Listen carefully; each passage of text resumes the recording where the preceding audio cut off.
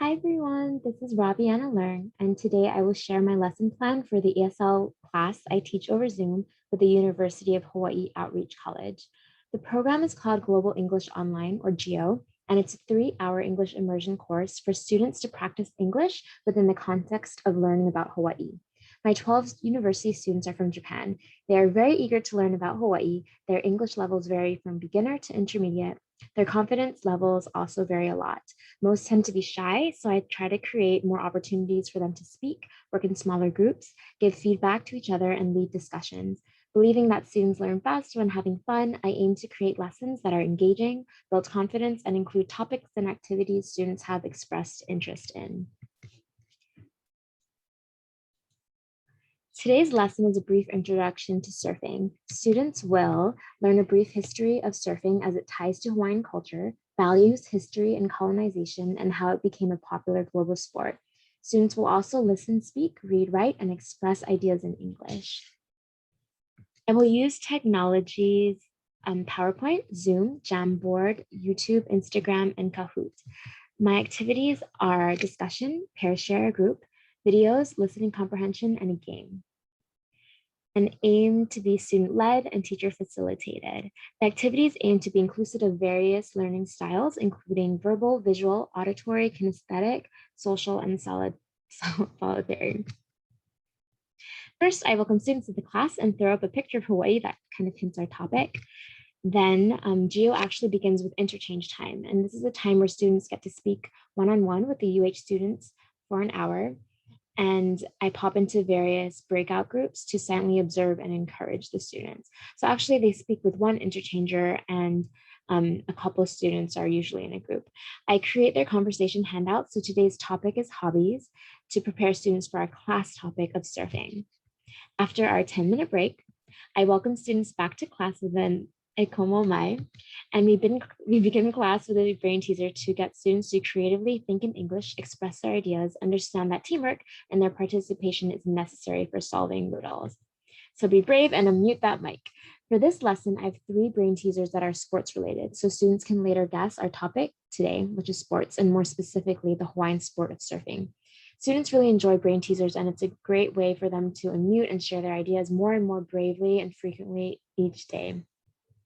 When I introduce a brain teaser, I tell students that they can say, "Give us a hint, please," if they're stuck, so they don't give it to them unless they ask for it. I usually give them 3 hints. For this one, the hints are, it helps to count, it is a pun, and then I'll explain what a pun is. It's something you wear when playing this sport. So I encourage students to share their thoughts because even if they don't get the correct answer right away, their ideas can springboard new ideas and clues that might help them lead the class in the right direction. Besides thinking and communicating in English, students are taught that their voice matters and build confidence. The student that guesses the correct answer is then challenged to explain it. In this case, the word issue is listed 10 times, 10 issues, which sounds like 10 issues. We repeat the same format for the next 2 brain teasers. Students ask for hint. In this case, it's a popular sport in Canada. Think about singulars and plurals. And thirdly, it's a pun. And thirdly, it's very cold. So students will share their ideas and guess the answer. In this case, ice hockey, another pun, is the answer. I'm happy to share that through asking for many hints and working together, my students have guessed the right answer every single time I give them brain teasers, no matter how tough. This is our 3rd brain teaser. The hints are, look at the direction of the word. It's a popular American sport. It is a term when a football is used to score points. And this is the action. Can you guess the answer? So the answer is touchdown. Students like that brain teasers are fun, educational, and also provide new content within the overall lesson theme. For example, from today's riddles, we can discuss American football or Canadian ice hockey, which is different than popular Japanese sports. After students guess the riddles correctly, I ask them, can you guess today's topic? Hint, what do the 3 riddles have in common? And the answer is sports. And then I'll ask them, can you guess today's topic? Let's unmute, then read the sentence together and finish the sentence with your guess. So we'll unmute and say, today's topic is surfing. Next, I will create breakout rooms for discussion, where students discuss the 4 questions with a partner. The goal of this warm-up is to practice speaking about the topic. In smaller settings, students enjoy getting to know each other with their classmates and are more willing to speak in English than in the main room, which can be a bit more intimidating with 12 people in the audience. After the breakout sessions, students might be called on to introduce their partners to the class. As my students are generally shy, asking them to talk about someone else other than themselves helps them to feel a bit better and build confidence because it takes the attention off of themselves. I open up the class discussion by inviting students to volunteer to speak. And when sharing that, students will select the next speaker. This will continue for 2 or 3 pairs, depending on the time. The random selection of speakers cues students to stay on task and pay attention during breakout and class discussions. Besides giving students speaking practice, this activity also allows me to gauge their understanding of the topic and type in tips or corrections in real time in the chat box. Next, I'll ask students what they know about surfing and introduce Jamboard to them, demonstrating how to create a sticky note answer.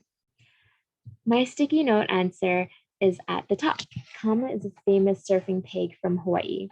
Jamboard is a novel, interactive, kinesthetic, and anonymous activity, which means that students can build greater confidence and intrigue in this platform. After I read my answer, I nominate a student to read another answer. Students take turns reading answers and nominating their classmates to read until another answer until everyone has participated and all answers are read. I then expand on my fun fact and ask the students, have you heard of our cutest Hawaiian celebrity? After students answer, I will show Kama the Surfing Pig's GoPro ad on YouTube to give opportunities to students to speak, check for comprehension and prior knowledge of surfing, vocab, and understanding. I'll ask students what they saw in the video and their reactions to it. I ask a series of open-ended questions about their reactions with ranging difficulty for my mixed level students. For example, what happened in the video? Did you like the video? What do you think about the video? What do you think about Kama? What did you learn about Hawaii that was new? Has your impression about Hawaii changed? If so, how? It's a good opportunity to make mental notes of how much my students know about surfing or if there are any new words to introduce. I also love using authentic materials. So I will show an Instagram post from Kama the Surfing Pig and read his hilarious caption, which embodies Hawaii's surf culture with chill, happy vibes. The next activity introduces content and tests listening comprehension. Students will watch a TED Ed video called The Complicated History of Surfing, which is 5 minutes and 39 seconds. I chose this video because it has a colorful, fun illustrations and animations and gives a comprehensive and succinct history of surfing and its cultural and global significance. It also has closed captions in English for visual learners. Before we watch the video, we will preview the listening comprehension worksheet with questions on the video I made on Google Docs. Students can download the document, then edit it on their computers, recording their answers. So the quiz I created has multiple choice, true or false, fill in the blank, and matching questions based on the YouTube video. Students will read each question out loud, recall Hawaiian values that they've learned in this class and previous classes, go over any familiar words in the worksheet, and ask any clarifying questions that they may have. Watching a video in a foreign language can be intimidating, so this activity helps them prepare for the content which they're about to watch, anticipate answers to look for, and have a good understanding of the task. Previewing also gives them the ability to anticipate answers to look out for and take notes on and have and be prepared for the challenge.